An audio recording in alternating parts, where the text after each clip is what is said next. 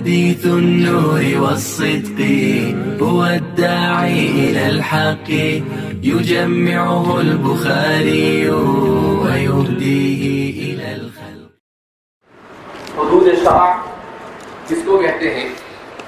حدود شرع کہا جاتا ہے جرائم پر شریعت مطہرہ نے جن سزاؤں کا حکام کو مکلف کیا ہے انہیں حدود شرع کہا جاتا ہے.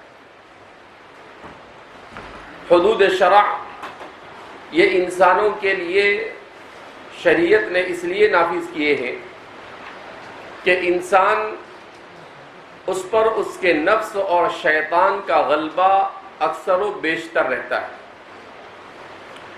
اور وہ کسی نہ کسی قسم کے جریمے میں ملوث ہو جاتا ہے. تو شریعت نے اس کے لیے حدود کے نظام کو جاری کیا جس کو آج کل کی زبان میں فوجداری نظام کہا جا سکتا ہے. پولیس کا جو نظام ہے کہ مجرموں کو پکڑنا اور مجرموں کو سزا دینا، تو دنیا میں ہر جگہ پر کسی بھی ملک میں کسی بھی قبیلے میں اور جہاں پر بھی انسان اجتماعیت کے ساتھ بستے ہیں وہاں پر اس قسم کے حدود اور اس قسم کی سزاؤں کی انسان کو ضرورت لامحالہ ہوتی ہے. تو شریعت مطہرہ نے بھی جرائم کے لیے حدود کا نظام بنایا. السارق والسارقۃ فاقطعوا ایدیہما، کہ اگر چوری کرتے ہیں تو اس صورت میں ہاتھ کاٹا جائے گا، اور اگر کسی کو ناحق قتل کیا تو قصاص کے طور پر اسے بھی قتل کیا جائے گا. تو ایسی سزائیں شریعت نے نافذ کی ہے، اسے حدود کہا جاتا ہے. اسلام کے نظام حدود کو سب سے زیادہ ہدف تنقید بنایا ہے مستشرقین نے. اورینٹلزم جو تحریک ہے، تحریک استشراق، ان لوگوں نے اسلام کے نظام حدود کو سب سے زیادہ ہدف تنقید بنایا اور کہا کہ اسلام نے جن حدود کا انسان کو مکلف کیا ہے وہ بہت ہی زیادہ ظالمانہ ہے، جبکہ ایسا نہیں. اگر وہ کسی کو پھانسی دے دے تو کوئی حرج نہیں، لیکن اسلام قصاص کا کہے تو یہ ظالمانہ ہو جاتا ہے. اگر وہ کسی کو سخت سے سخت سزائیں دے، جیسا کہ بہت سارے ملکوں میں مسلمانوں کو مختلف تہمتوں کے نام پر پکڑ کر امریکہ جو دنیا کی ماں بنتے پھرتا ہے، اس نے ابو غریب جیل اور گوانٹانامو جیل میں ایسی خطرناک سزائیں دی ہے کہ ان سزاؤں کے بارے میں جنہیں سزائیں دی گئی ان سے سنے تو انسان کے بدن کے رونگٹے کھڑے ہو جاتے ہیں اور انسان کی روح کانپ اٹھتی ہے. تو ان کے لیے سب جائز، اور اسلام اگر اس کے سلسلے میں مجرم کو سزا کا حکم دیتا ہے تو وہ انہیں ظالمانہ نظر آتے ہیں. یہ در حقیقت ان کو صرف اسلام سے بیر ہے اور وہ اسلام کو پسند نہیں کرتے، وہ اسلام کی ترقی کو دیکھ نہیں سکتے. اس وجہ سے اس قسم کی چیزیں وہ کرتے رہتے ہیں. ورنہ حقیقت میں اسلام کا جو نظام ہے، اب اگر چور کا ہاتھ کاٹ دیا جاوے تو کیا وہ دوسری بار چوری کرے گا؟ نہیں چوری کرے. اس کو دیکھ کر دوسرے کتنے چور ہوں گے جو چوری نہیں کریں. تو ایک اتنے بڑے جرم کو روکنے کے لیے ایک کا ہاتھ کاٹنے سے اگر ہزاروں لوگ اس جرم سے باز آ جاتے ہیں تو کیا اسے ظلم کہیں گے؟ اولاً تو اسے ایسا کرنا نہیں تھا. ارے بھائی، اللہ نے اشرف الخلائق بنا کر بھیجا، کسی طرح سے اپنی ضرورتوں کو پورا کرتا، اس کے لیے کچھ محنت کرتا، جد و جہد کرتا، لیکن نہیں کی. اور آپ نے کسی کے چھپائے ہوئے مال کو، مال مستور کو خاموشی کے ساتھ اٹھا لیا، تو ظاہر سی بات ہے کہ آپ نے تہذیب سے گر کر کام کیا. لہذا شریعت تو اس کا مکلف کیا. اب آج کی دنیا میں سزائیں نہیں دی جاتی ہے تو جرائم بھی اتنے ہی زیادہ ہو رہے ہیں. مجرموں کو جب چھوڑ دیا جاتا ہے تو وہ مجرم دوسری مرتبہ اس جرم کو کرے گا. سیدھی سی بات ہے. جیسے اسلام کے خلاف ہمارے ہندوستان کے آج کی فضا میں بہت سارے لوگ کچھ بھی بولتے ہیں، انہیں کچھ نہیں کہا جاتا ہے.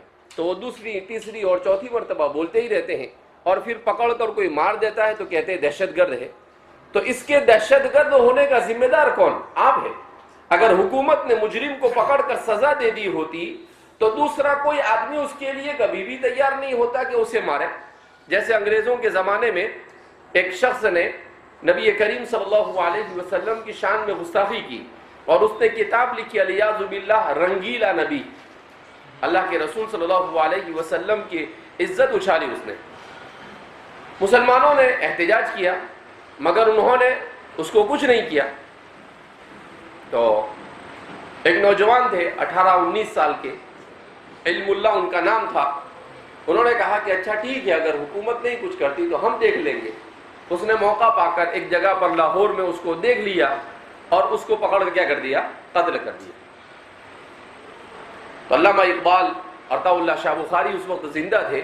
وہ کہتے تھے کہ ہم لوگ صرف شعر و شاعری کرتے رہے اور ہم تقریریں کرتے رہے، لیکن اس نوجوان نے ناموس رسالت کے خاطر وہ کارنامہ انجام دے دیا، اور لمحے میں اس نے ولایت کے اونچے سے اونچے مقام پر اپنے آپ کو فائز کر دیا.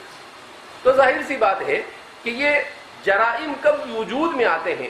جب جرائم پر کوئی روک نہیں لگائی جاتی ہے اور مجرم دندناتا پھرتا ہے تو پھر دوسرا آ کر اسے مارتا ہے.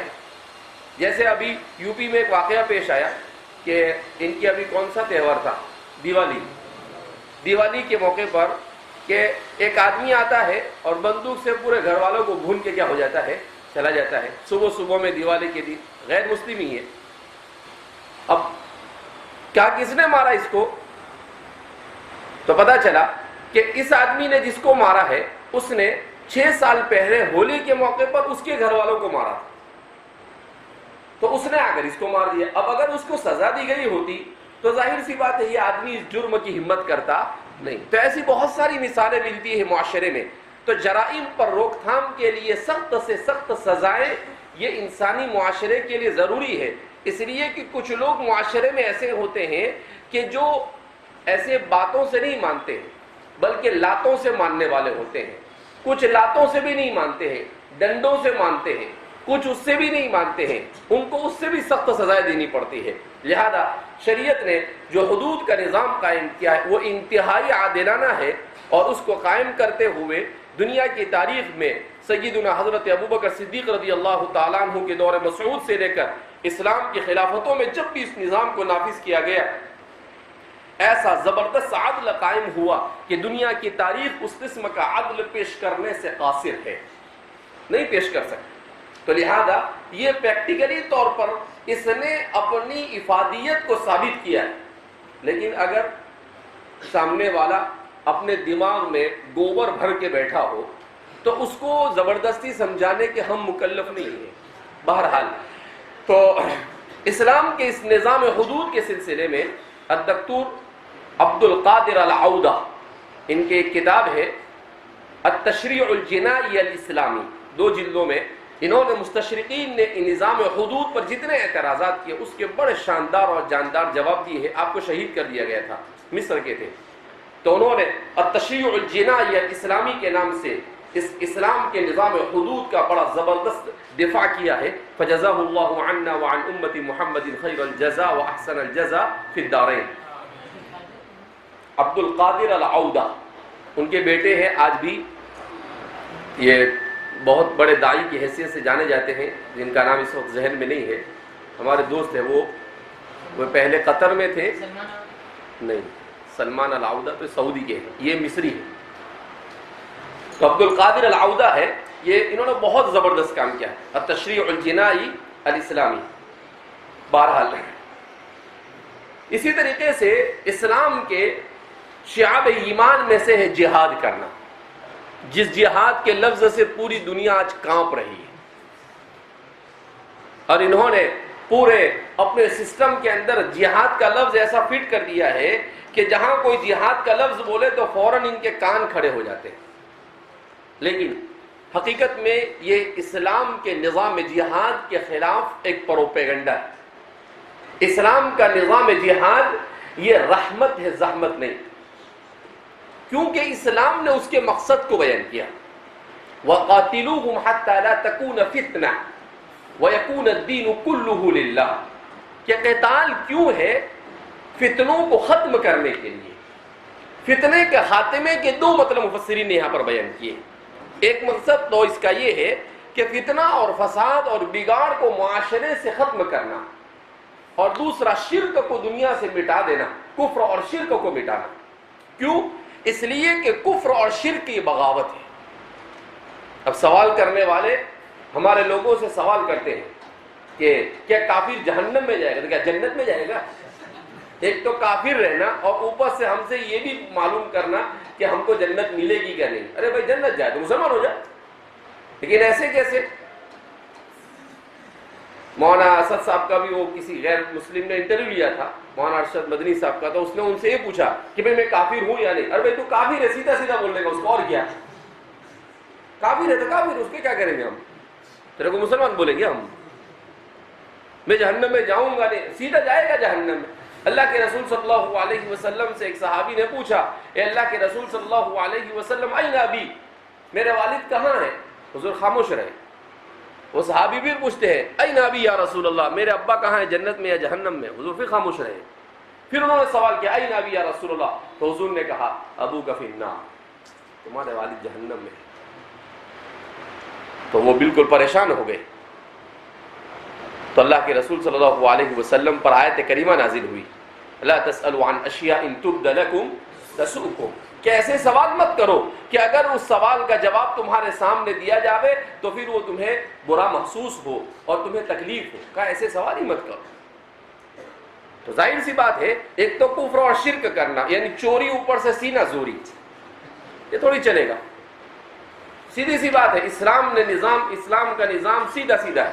لہذا اسلام کا جو نظام ہے جہاد، اسلام ایسا نہیں کہتا ہے ابھی یہ بجرنگ دل ہے، RSS ہے، یہ سب یہودیوں کے پٹھو ہے. انگریز جب ہندوستان میں تھے تو سب یہ ان کے پاؤں چاٹتے تھے اور ان سے معافیاں مانگی ہیں. یہ سب تاریخ کے ریکارڈ پر موجود ہے، یہ سب مٹتا نہیں ہے کسی کے مٹانے سے. تو چونکہ ان کو پیچھے سے پش ہوتا ہے یہود و نصارہ کی طرف سے. ان کو کہاں عربی آتی ہے، ان کو اردو سیدھی نہیں آتی ہے. تو انہوں نے کچھ سالوں پہلے یہ ایک اعتراض کیا تھا کہ اسلام کے قرآن کریم میں 24 آیتیں ایسی ہیں جو جہاد پر آمدہ کرتی ہے، لہذا اسے قرآن سے نکال دینا. تیرے باپ کا چوپڑا ہے اس کو قرآن سے نکالیں گے، تیرے باپ کی لکھی ہوئی کتاب ایسے کیسے نکالیں گے؟ کہا بھائی کیوں نکالنا ہے؟ کہا اس میں قرآن کہتا ہے وَاقْتُلُوهُمْ حَيْثُ ثَقِفْتُمُوهُمْ، ان کو کونے کوپرے سے نکال کے مارو. تو کہا کہ یہ تو کہتا ہے ان کو پکڑ کر نکال کے مارنے کا حکم دیتا ہے قرآن کریم. نہیں، ایسا نہیں. اس کو سیاق اور سباق سے کاٹ کر پیش کیا جا رہا ہے. قرآن کریم محاربین اور مقاتلین کو پکڑ کر مارنے کا حکم دیتا، اور یہ تو دنیا کا کوئی بھی ملک دے گا، کوئی بھی حکومت دے گا اور کوئی بھی مذہب دے گا. تو قرآن کریم نے جو حکم دیا ہے یہ عام نہیں ہے. اگر عام ہوتا تو دنیا میں 14ویں صدی کے آنے تک تو ایک بھی مسلمان کے علاوہ دوسرا کوئی باقی نہیں رہتا. مسلمان نے سب کے پکڑ کے ختم کر دیا ہوتا. 1000 سال تک مسلمانوں نے دنیا کے چپے پر حکمرانی کی ہے. ایسی حکمرانی کی ہے کہ کوئی ایسا سر اٹھا کر بھی نہیں دیکھ سکتا تھا. اس ملک ہندوستان میں 800 سال حکومت ہوئی ہماری، اس کے بعد بھی اکثریت میں کیوں باقی رہے؟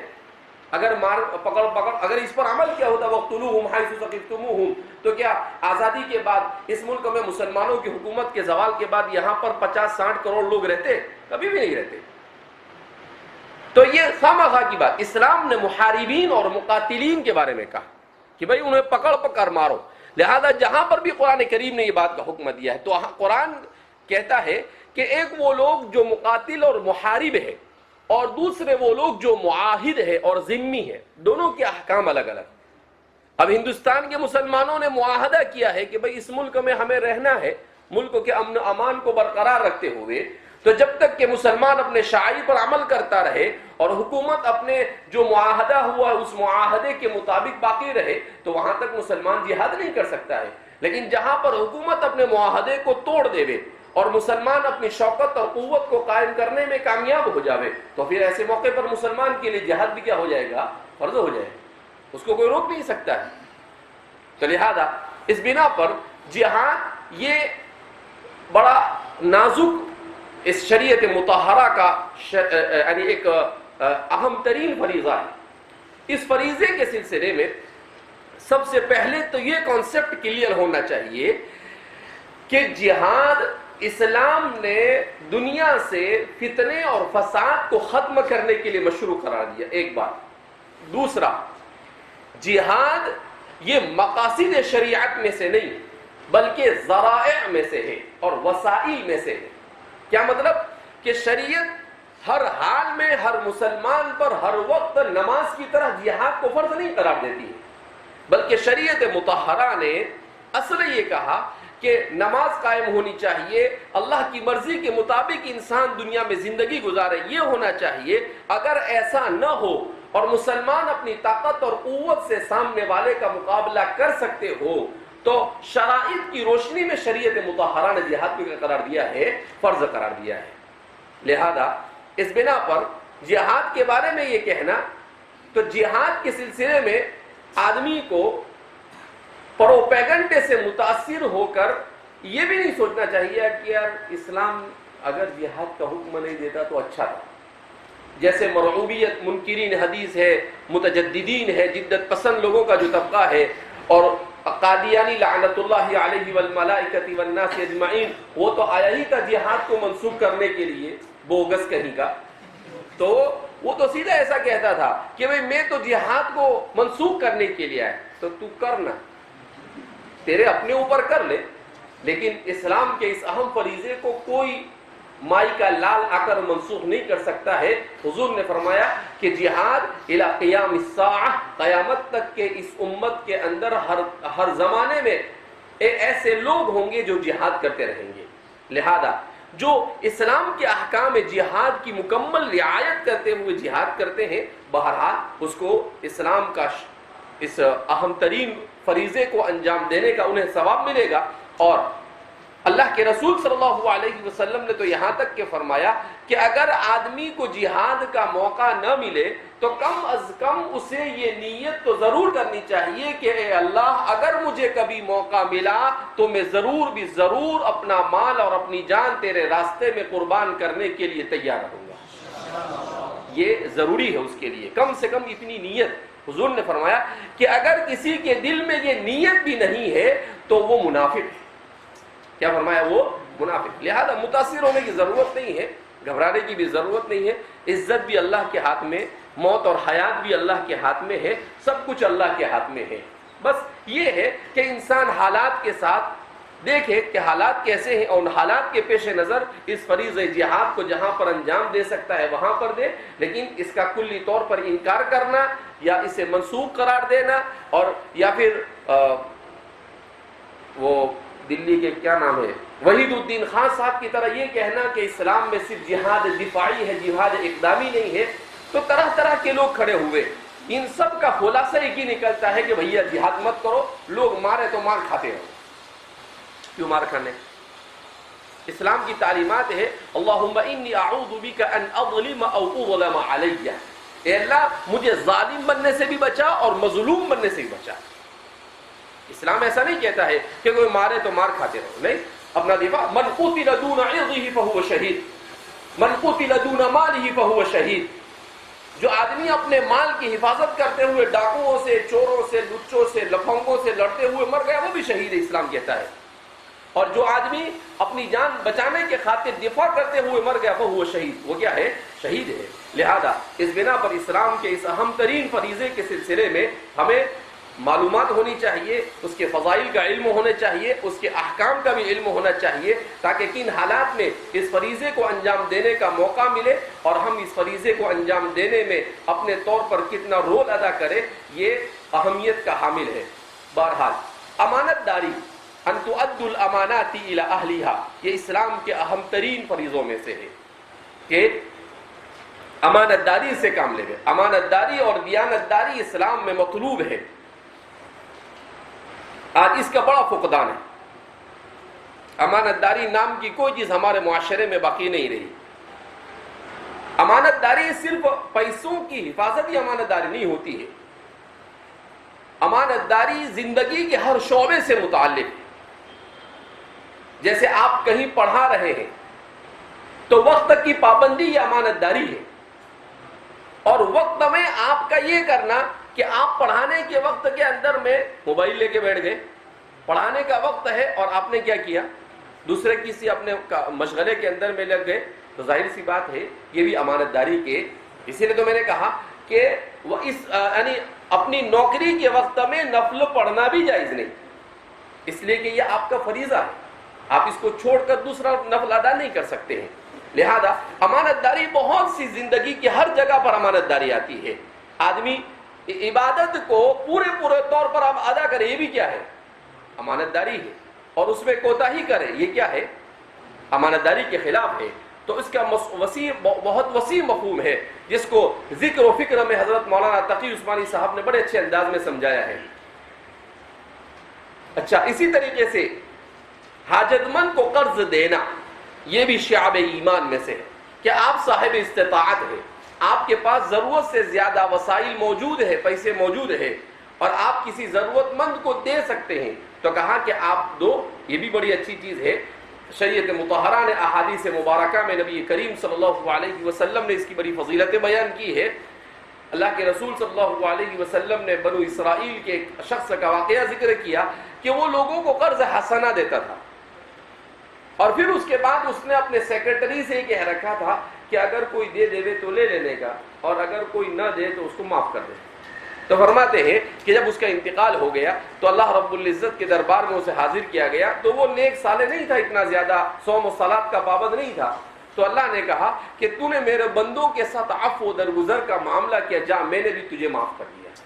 تو چھوٹا سا عمل، لیکن اللہ نے اس کی وجہ سے کیا کر دیا، اسے معاف کر دیا. لہذا اس کی بھی بڑی فضیلت حضور نے بیان کی ہے. آج ہمارے یہاں پر قرض لینا تو جانتے ہیں، قرض دینا نہیں جانتے. اگر قرض دیتے بھی ہیں تو ایسے اچھے لوگوں کے بارے میں سنا کہ یہ سود کا معاملہ کرتے ہیں مسلمان ہو کر، جبکہ سود کا ایک درہم 70 مرتبہ اپنی ماں سے زنا کرنے سے زیادہ خطرناک ہوتا ہے. اللہ کے رسول صلی اللہ علیہ وسلم نے اتنی قباحت اس کی بیان کی ہے. اس کے باوجود آج ہمارا معاشرہ سود کی لپیٹ میں ہے. حضور نے فرمایا کہ قیامت کی نشانیوں میں سے ایک زمانہ ایسا آئے گا کہ سود اتنا عام ہو جائے گا کہ اگر کوئی اس سے بچنا چاہے گا تب بھی نہیں بچ سکے گا، یہاں تک کہ اس کو دخان ربا بھی پہنچ جائے گا، یعنی سود کا دھواں بھی اسے پہنچ جائے گا. تو بہرحال اس لعنت سے ہمیں اپنے معاشرے کو بچانے کی کوشش کرنی چاہیے. پڑوسی کی خاطرداری کرنا، پڑوسی کے حقوق کو ادا کرنا، اس کے ساتھ حسن سلوک کرنا. اللہ کے رسول صلی اللہ علیہ وسلم قرآن کریم نے بھی اس کو بیان کیا، وَالصَّاحِبِ بِالْجَنْبِ وَابْنِ السَّبِيلِ کہہ کر. اسی طریقے سے احادیث مبارکہ میں حضور فرماتا ہے مَا زَالَ جِبْرِيلُ يُوصِينِي حَتَّى ظَنَنُّ أَنَّهُ سَيُوَرِّثُهُ. جبریل برابر پڑوسی کے بارے میں مجھے حسن سلوک کرنے کی نصیحت اور وصیت کرتے رہے، یہاں تک کہ مجھے گمان ہوا کہ شاید یہ پڑوسی کو وراثت میں بھی حقدار قرار دے دیں گے. تو اللہ کے رسول صلی اللہ علیہ وسلم نے فرمایا کہ جس کا پڑوسی اس کے شر سے محفوظ نہیں وہ جنت میں داخل نہیں ہو سکتا ہے. تو اللہ کے رسول نے اس کی بڑی اہمیت بیان کی ہے. لہذا اس لیے اللہ کے رسول نے قیامت کی نشانیوں میں سے بھی بیان کیا کہ قیامت سے پہلے ایسا زمانہ آئے گا کہ لوگوں کو اپنے پڑوسی کا بھی علم نہیں ہوگا کہ میرے بازو میں کون رہتا ہے. لوگوں کو یہ بھی نہیں معلوم ہوگا کہ میرے بازو میں کون رہتا ہے. آج ایسا ہے بڑی بڑی بلڈنگیں بنتی ہے تو کو پتہ بھی نہیں ہوتا ہے کہ اب اس کے بازو میں کون رہتا ہے اور کون نہیں رہتا ہے. تیسرا بیان کر رہے کہ خوش معاملگی، یعنی لوگوں کے ساتھ حسن اسلوب کے ساتھ پیش، ہر ایک کے ساتھ. اللہ کے رسول صلی اللہ علیہ وسلم نے ارشاد فرمایا وَطِلَاقَتُكَ فِي وَجْهِ أَخِيكَ صَدَقَةٌ، اور تیرا اپنے بھائی کو خندہ پیشانی سے ہنستے ہوئے مکھڑے اور چہرے سے ملنا یہ بھی صدقہ ہے. کہ کوئی آپ کی طرف دیکھے تو وہ آپ کی طرف دیکھا ابھی بڑھ وہ بولے گا کہ یہ کھایا جائے گا کیا مجھے. تو اس لیے فرماتے ہیں کہ اللہ کے رسول صلی اللہ علیہ وسلم نے اس سے منع کیا کہ آدمی کسی کے ساتھ ایسے چہرے سے ملے جس سے اسے کیا ہو، تکلیف ہو. تو اس لیے فرماتے ہیں کہ آدمی کو ہمیشہ حساس اور حشاش اور بشاش رہنا چاہیے، بالکل ہنستے ہوئے چہرے کے ساتھ، تاکہ سامنے والے کو بھی ایسا محسوس ہو کہ اس کو اپنے اپنائیت محسوس ہو کہ بھئی یہ آدمی ہمارے ساتھ اچھی طرح سے رہتا ہے. اللہ کے رسول صلی اللہ علیہ وسلم کے اوصاف میں بھی یہی بیان کیا جاتا ہے کہ نبی کریم صلی اللہ علیہ وسلم کیا دائم الابتسامہ، حضور ہمیشہ مسکراتے رہتے تھے، کھلکھلا کر ہنستے نہیں تھے لیکن مسکراتے ضرور تھے.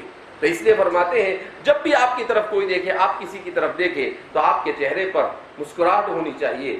ہمارے یہاں پر ادب اسلامی کا سیمینار تھا تو حضرت مولانا نذر الحفیظ صاحب ندوی، اللہ ان کی مغفرت فرمائے، ابھی کچھ مدت پہلے ان کا انتقال ہو گیا.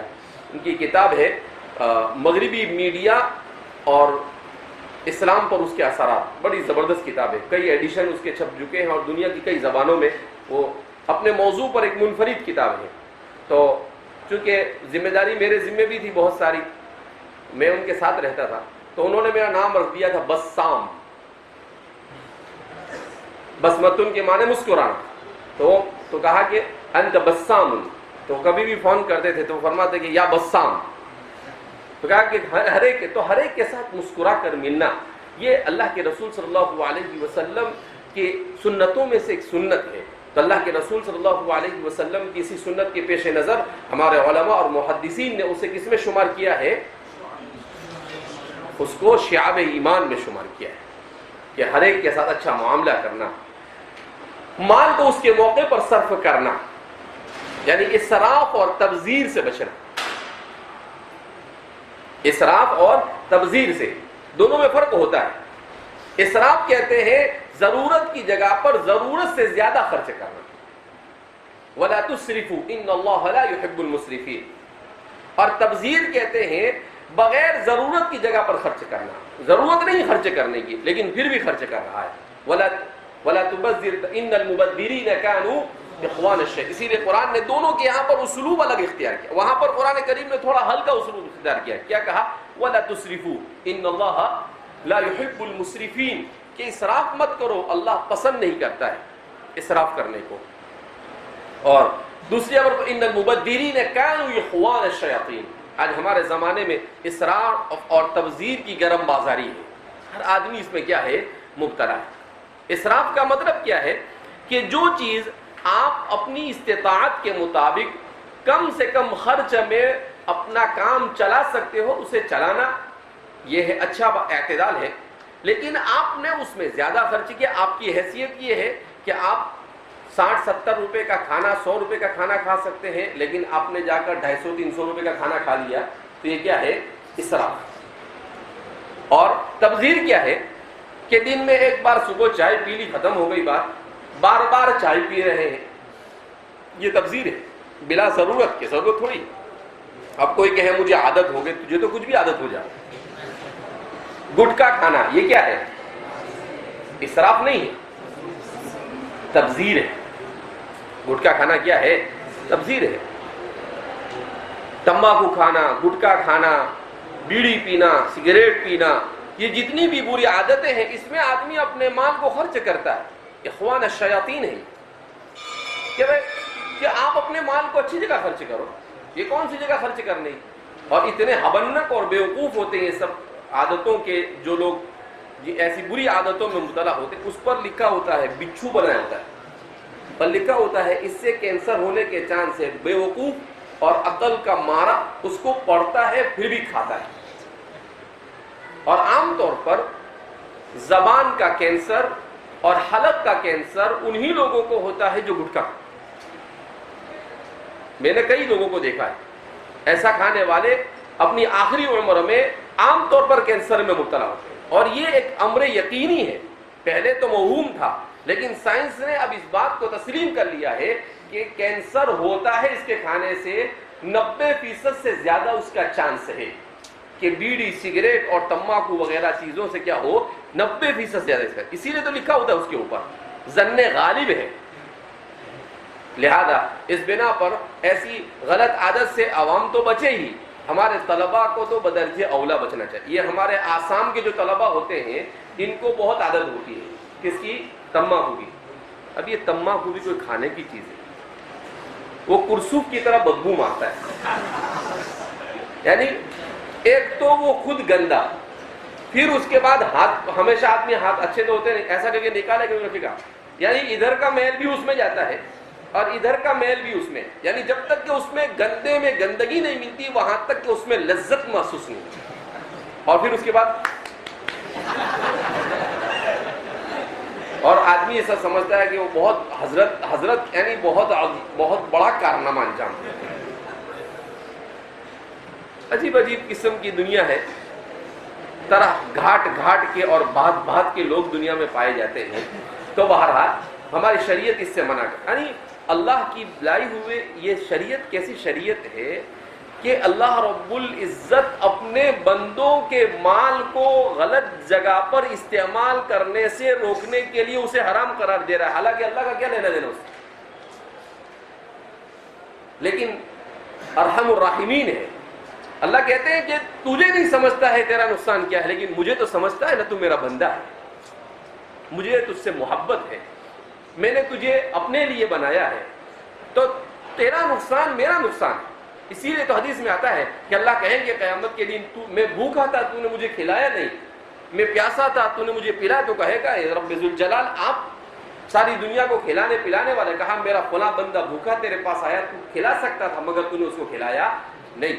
تو اللہ رب العزت نے بندوں کے لیے جس شریعت کو بھیجا ہے یہ ایسی شریعت ہے جس شریعت میں انسانیت کے لیے 100%، کتنے فیصدی؟ 100% انسان کے لیے سعادت، راحت اور رحمت ہے۔ اس میں کہیں سے دور دور تک شکوک و شبہات کی کوئی گنجائش نہیں کہ شریعت کا کوئی ایک حکم بھی انسان کے لیے نقصان دہ ہو، نہ دنیا میں اور نہ آخرت میں۔ تو بہرحال فرمایا مال کو اس کے موقع پر صرف کرنا، سلام کا جواب دینا، سلام کرنا تو سنت ہے لیکن سلام کا جواب دینا واجب ہے۔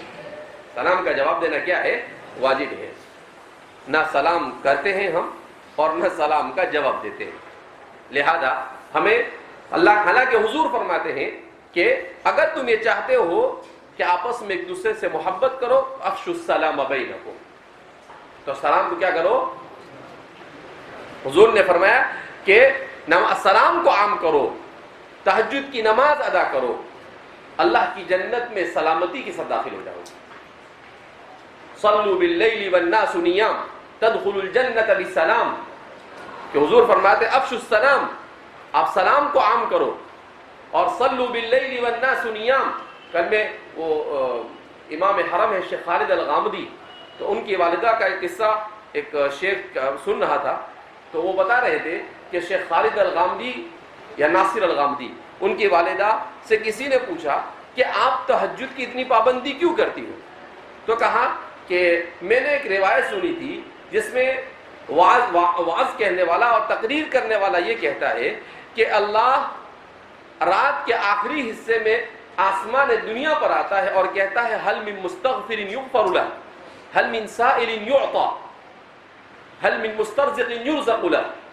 تو کہا میں نے یہ سوچا کہ جس اللہ کو ضرورت نہیں ہے آسمان دنیا پر آنے کی، جس کو ہمارے اعمال کی ضرورت نہیں، وہ اللہ تو اپنے عرش سے اتر کر پہلے آسمان پر آتا ہے اور وہ ہم سے کہتا ہے کہ مجھ سے مانگو میں تمہیں دوں گا، مجھ سے رزق مانگو تو وہ دوں گا، مغفرت مانگو تو وہ دوں گا، اور جو مانگو وہ دوں گا، اور ہم سوتے پڑے رہے۔ کہا میری غیرت اس کو گوارا نہیں کرتی کہ اللہ میرا رب زمین کے قریب میں آ کر مجھ سے کہے کہ مجھ سے مانگ اور میں سوتا پڑا رہا ہوں۔ آدمی کیسی اسی لیے اللہ رب العزت نے ان کے گود سے ایسے علماء کو کیا کیا؟ پیدا کیا۔ تو اس لیے کہا کہ مجھے حیا اور شرم آتی ہے کہ اللہ آسمان دنیا پر آ کر یہ ندا لگا رہا ہے اور میں بستر پر کیا کرتے رہوں؟ سوتی پڑی رہوں۔ تو آدمی کو سوچنا چاہیے۔ بہرحال تو فرماتے ہیں کہ سلام کا جواب دینا، چھینکنے والے کو جواب دینا، یہ بھی ہمارے یہاں سے ختم ہو۔ چھینکنے والا بھی الحمدللہ نہیں بولتا ہے، چھینکنے والا، یہ فقہاء نے اصول لکھا ہے کہ وہ الحمدللہ بولے تو آپ یرحمک اللہ کہیں، لیکن وہی الحمدللہ نہ کہے تو آپ یرحمک اللہ کیوں کہیں؟ لہذا ہمیں اس کا بھی اپنے آپ کو عادی بنانا چاہیے، لوگوں کو ایذا نہ پہنچانا۔ مسلم شریف کی ایک روایت ہے، نبی کریم صلی اللہ علیہ وسلم نے ارشاد فرمایا اتقوا شرک عن الناس، اتقی شرک عن الناس، اپنے شر سے لوگوں کو بچا۔ ایسا نہیں کیا مطلب؟ کہ اپنی ذات سے کسی کو تکلیف اور اذیت نہ پہنچے اس کی فکر کر دو. اپنی زبان سے، اپنے ہاتھ سے، اپنے اشارے سے، اپنے کنایے سے، اپنی حرکت سے کسی بھی چیز سے کسی کو تکلیف پہنچے، کہا اس سے بچنا بہت ضروری ہے. ایذاء مسلم حرام است، لکھا ہے صاحب مالاب الدمین ہونے کہ مسلمان کو تکلیف پہنچانا شریعت میں حرام ہے. بلکہ بعض روایتوں میں تو فرماتے ہیں کہ اللہ کے رسول صلی اللہ علیہ وسلم نے ارشاد فرمایا کہ کسی مسلمان کو تکلیف پہنچانا یہ اتنا بڑا گناہ ہے گویا کہ خانہ کعبہ کو ڈھا دینا، کعبۃ اللہ کو گرانا، کسی مسلمان کے دل کو چوٹ پہنچانا گویا کہ آپ نے خانہ کعبہ کو ڈھا دیا، اتنا بڑا گناہ ہے. تو اس لیے فرمایا کہ لوگوں کو ایذا نہ پہنچائے. لہو باطل سے بچنا، لہو اور لعب اور باطل چیزوں سے کیا کرنا؟ بچنا اور اجتناب کرنا.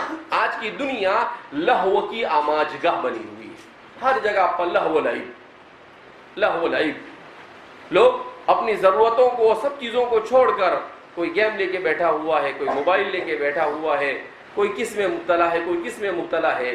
الامان والحفیظ، اللہ کے رسول صلی اللہ علیہ وسلم نے ایسے فتنوں سے کہا تھا کہ ایسے فتنوں کے زمانے میں اپنے آپ کو بچانا انسان کے لیے بہت مشکل ہوگا.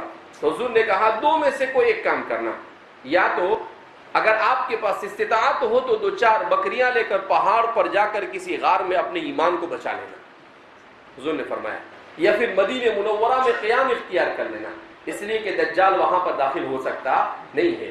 بہرحال تو لہو اور باطل چیزوں سے بچنا بہت ضروری ہے. ہمارا مسلمان معاشرہ اس میں بہت تیزی کے ساتھ لہو اور بیکار چیزوں میں مبتلا ہوتا چلا جا رہا ہے، خاص طور پر نوجوان.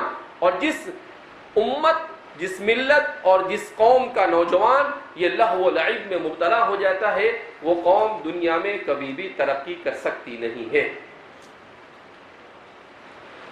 اپنے مقاصد کو سمجھ کر اپنے مقاصد کے حصول کے لیے آدمی کو محنت کرنی چاہیے. بیکار چیزوں کے پیچھے لگ کر انسان کو نہ دنیا میں کچھ ملے گا اور نہ آخرت میں کچھ ملے گا. تو اللہ و باطل سے بچنا یہ بہت ضروری ہے. اسی طریقے سے فرمایا کہ تکلیف دہ چیز کو الگ کر دینا. آخری شعب الایمان کا آخری شعبہ بیان کیا. کیا فرماتے ہیں کہ راستے سے تکلیف دہ چیز کو ہٹانا، اماطۃ الاذی عن الطریق صدقۃ، راستے سے تکلیف دہ چیز کو ہٹانا. یہاں تو تکلیف دہ چیز راستے میں ڈالتے ہیں، کیلا کھایا تو چھلکا وہیں پھینک دیتے. وہ آج کل تو وہ کیا کہتے ہیں، یہ آپ لوگ کیا وہ چیپ وغیرہ ملتے ہیں، اس کے کیا کہتے ہیں، وہ پیکٹ ملتے ہیں، وہ کھاتے ہیں اور کھا کر وہیں پھینک دیتا ہے آدمی. حالانکہ آدمی کا پاؤں اس پر گرے تو اس کے گرنے کے کیا ہوتے ہیں، چانسز بہت زیادہ ہوتے ہیں. تو یہ تکلیف دہ چیز کو بجائے ڈالنے کے اس کو حالانکہ ہر جگہ پر رکھے ہوئے ہیں کہ بھئی کچرے کی جگہ پر کچرے کو ڈالا جائے، لیکن ہمارا ہندوستانی کلچر میں یہ چیز نہیں ہے. ہمارا کلچر ہی ایسا بن گیا ہے، انڈین اسٹائل بولتے ہیں اس کو کیا بولتے ہیں، انڈین اسٹائل. یوں گاڑی میں بھی کھایا، اب وہ نہیں دیکھتا ہے کہ میں اگر کھڑکی سے پھینکوں گا تو پیچھے کوئی گاڑی والا، کوئی اسکوٹر والا، کوئی پیدل چلنے والا ہوگا، اس پر یوں کھائے گا، یوں کر کے پھینک دے. کہیں پھینکتا ہے، ایک تھیلی میں رکھ لے اس کو، جہاں پر کچرا ڈالنے کی جگہ ہے اترے گا وہاں پر ڈال دینا، ختم ہو گئی بات. کوئی بہت بڑا کام بھی نہیں، چھوٹا سا عمل ہے، مگر اس کے باوجود بھی لوگ اس کو بس سستی، اس کو کہتے ہیں غفلت. بہرحال تو یہ شعاب الایمان تھے جس کو بیان کیا گیا کہ اللہ کے رسول صلی اللہ علیہ وسلم کی اس روایت میں شعاب الایمان کی طرف اشارہ کیا گیا تھا. عام طور پر حضرات شارحین نے بھی اسے بیان کیا، گویا کہ آپ دین کے اہم ترین شعبوں کو بیان کیا گیا. تو اچھا ہے اس بہانے ہمارے بھی شعاب الایمان کیا ہو گئے، تازہ ہو گئے. جو ہماری کوتاہی ہو رہی ہے اس کوتاہی سے بھی ہم اپنے آپ کو بچانے کی کیا کریں گے، کوشش کریں گے. تو ان سب کو پڑھنے کا مقصد عمل کرنا ہے. ایسا پڑھنے کا مقصد یہ نہیں ہے چلو پڑھ لیا نا، اچھا امام بخاری نے ذکر کیا تو بتا دیا، ختم ہو گئی بات، نہیں. تو امام مسلم کا اس روایت اور اس باب کو قائم کرنے کا مقصد کیا ہے؟ حضرات شارحین فرماتے ہیں اس کا اہم ترین مقصد عقیدہ مرجیہ کی تردید ہے. عقیدہ مرجیہ کی تردید ہے کہ مرجیہ کہتے ہیں کہ اعمال صالحہ کی ضرورت نہیں ہے، جبکہ اعمال صالحہ شعب ایمان کو حضور اہمیت کے ساتھ بیان کر رہے ہیں. اسی لیے ہمارے علماء نے لکھا ہے کہ اصل میں ایمان یہ جڑ ہے اور اعمال صالحہ اس درخت کی شاخیں ہیں.